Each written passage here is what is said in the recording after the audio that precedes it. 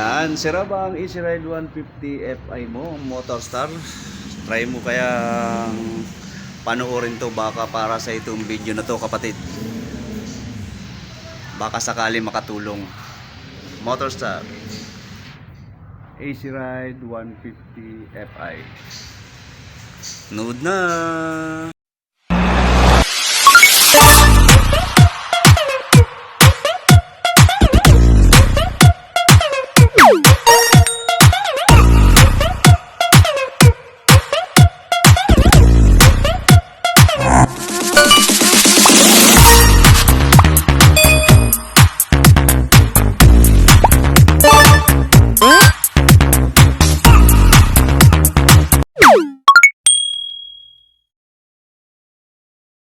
Easy Ride 150 Fi.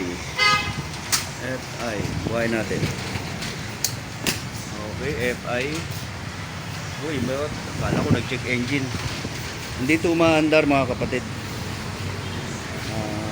Try natin.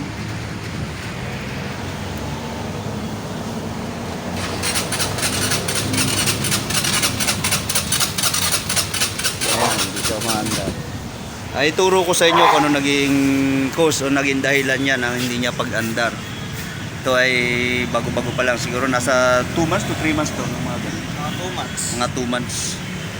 So, turo ko sa inyo at papahawakan natin ang ating camera kay Black Mamba. Shoutout kay Black Mamba. Yun.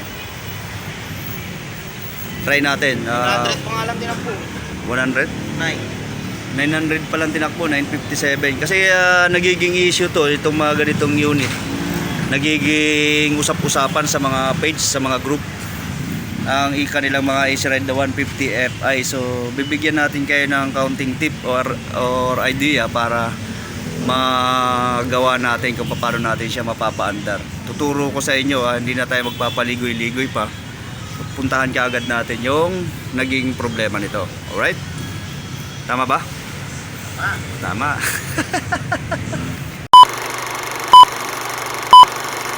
Okay na ba siya? Yeah, okay na. Okay, nakauna tayo. So, start natin.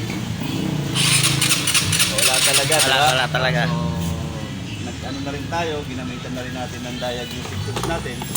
So, wala naman din tayong nakita kung ano man. Clear ang kanyang fault code. Wala naman tayo nakita.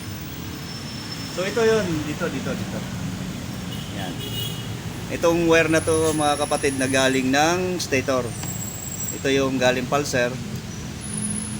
At ito naman ang kanilang pinaka-ground. Tapos itong tatlong puti ay light coil. So pansinin nyo to, madali siya nahuhugot. Diba? So kagaya nga nung kanina, hindi umi-start.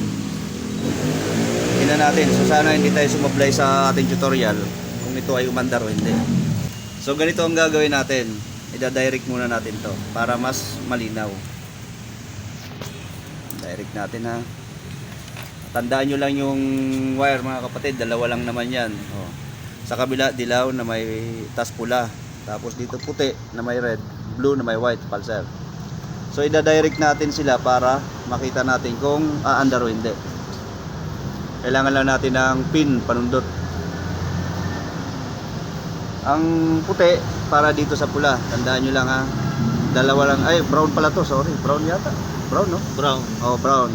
Brown sa puti. Yellow sa blue-white.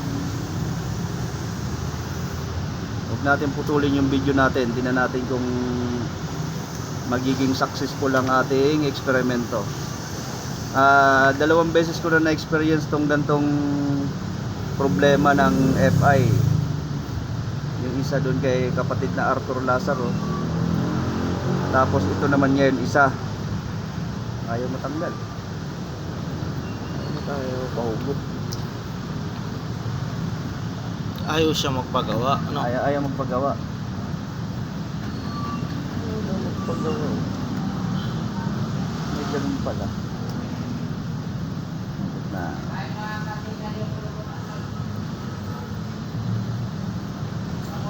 Tapos nakalimutan pa natin kung anong meron magkatapat.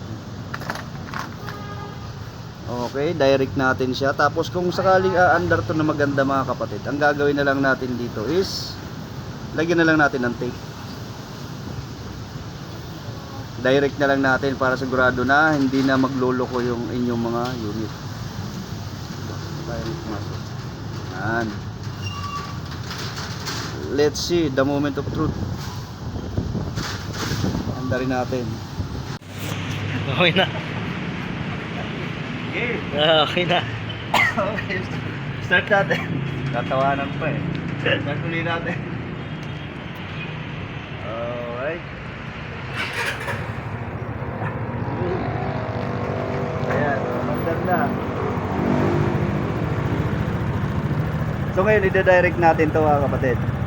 Tapos, check pa rin natin yung wiring kung saan ba siya naglulus. So ngayon, habang maandar, galaw-galawin natin ngayon. Kung halimbawa, ano ba ang problema? Ano ba na mayroon?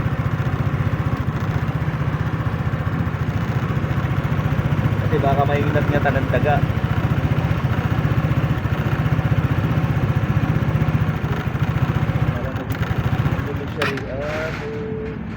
Naglulus siya sa wire ng ano din dito sa ignition coil.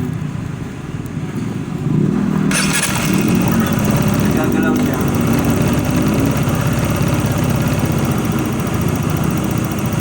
Saan to? Ano? Nag-iiba-iba, diba? Kaya nagagalaw.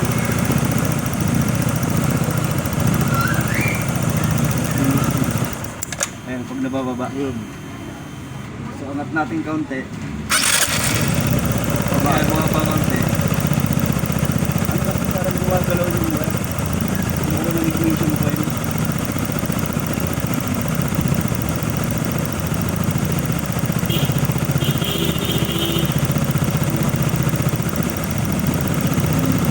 Parang may wire na ano.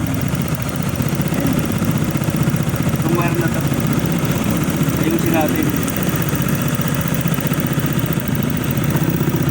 Kaya pag nalulubak, mamatay siya. Itong wire na. So,